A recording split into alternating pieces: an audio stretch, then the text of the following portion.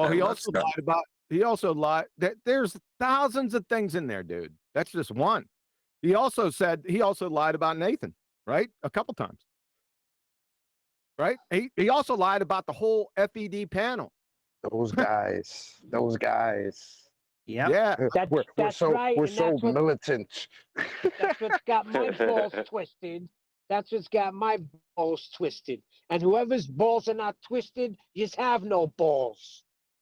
Well, it's not that I ain't got no balls. It's just I don't want to attribute malice to it, but it is Enough of fraudulent. that shit.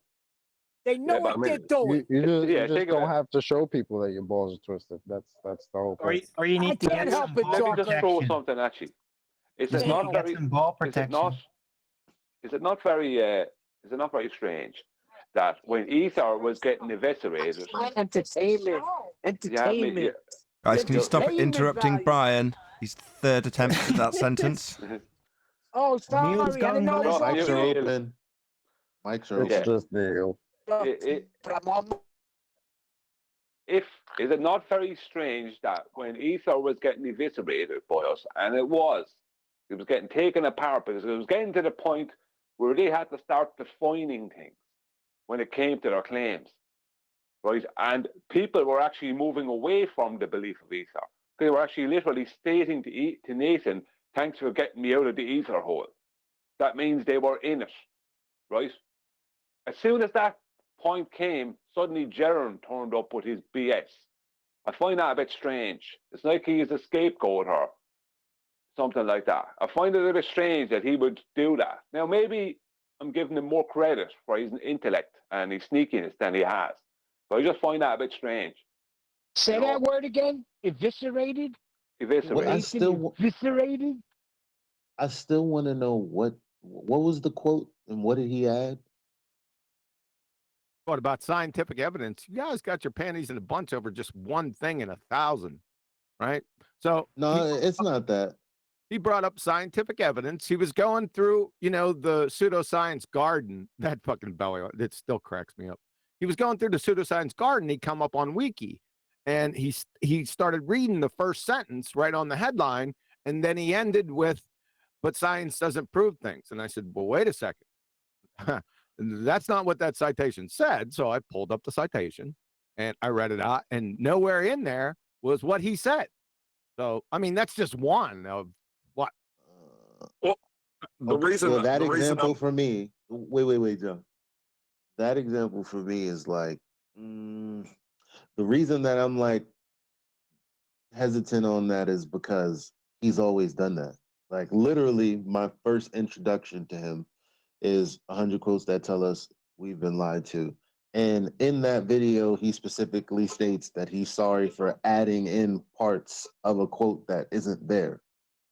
So this, again, this just seems like his dumb brain doing the dumb shit it's always been doing. Like there is no change. It's just same old dumb Jaren. What are you saying? He's already apologized for that? No. I'm saying he's always done this, added in quotes things that aren't in the quotes. That's not something new. Oh, he's always been a fraud. I see. Yeah, That's what I was about to fucking say. Hold on a sec, because that's the thing, because fraud cannot be committed without intent. Well, it can be committed per habit. Hold on, it can be permitted per habit. You do it because you do it. And how did you develop the habit? How did you develop the habit? By our brainwashing and our bad logic? By people usually condoning it. That's usually what makes it stick. Other people condoning it. Look, John said it. Habits developed by intent. That's why it's a habit. That's why they're hard to break. Right. But you don't have to be conscious of it, right? It builds up, and usually, but it builds up because people tolerate it. We're saying the same thing. We're saying the same thing. It builds up because people tolerate it, so the guy doesn't change it because no one calls him on it. Now he's being called on it. It's a habit. It's going to be hard to break, and it's going to be fun to watch. You mute when you're not talking now, in because his crowd tolerates it. They probably like that he does it. It's a huge hassle when you want to get precise and really accurate. And that's why he's messy, and he's just sticking to it. Can I suggest something? Hold on. That's a non sequitur. The initial reason for committing fraud, whether you just get used to doing fraud or, whatever, you still meant to do it. It's still wrong. There had to be an intent implied for it to be fraud, and it was fraud. Sure. I'm not denying that. I'm not going to let that go. All right. Of course. Of course. Curie, Director, how many fallacies in the whole thing? 103, but that's low ball because I'm sure I missed a few. Okay. I gotta go. It's a tough week for me, but I just want to say something. That should be also a direction I would hope, Nathan, you would start what QE to do is recognizing fallacies on recorded things that ballers have said as well as flat earthers, because I'm finding out because of the show and the way I'm understanding logical fallacies, my antennas are up, man. I'm picking up things that before I would never pick up. And I was on a phone call trying to see if I was going to buy a certain e-bike. And, I just threw out there, I go, well, what's the price? And he said this. And then I said, well, what if I buy two? Just to see if there was a big break. He says, well, let me check with the manufacturer, blah, blah, blah, and the office. I said, okay, well, let me know. So I get a call. It's not the same guy this time. It's another guy. And he says, yeah, following up on your e-bike thing. And I said, yeah, so what'd you find out? And he didn't know what I was talking about. So I said, look, I replayed the whole incident. And he said, oh, that deal's no longer offered. And I go, oh, was it a deal before? He says, yeah, like I said, it's no longer offered. I go, no, I understand, but you're a different guy. I was talking to this other guy, and I said, I want one e-bike. And then I said, if I buy two, can you give a discount? And the guy went on as if he didn't hear me. And he says, yeah, we're no longer offering that deal. I go, it was never a deal. I'm asking, can it be a deal? And he's saying, yeah, like I said, that deal is no longer offered. And so I said, do you want my business or not? I guess that would be a no. Hang on. It gets better. So he went on to defend himself. And I'm saying, have you heard a word I've said? And so I said, look, if this is customer service, I'll just go shop somewhere else. So I hung up. I go, thanks for your time. And I hung up.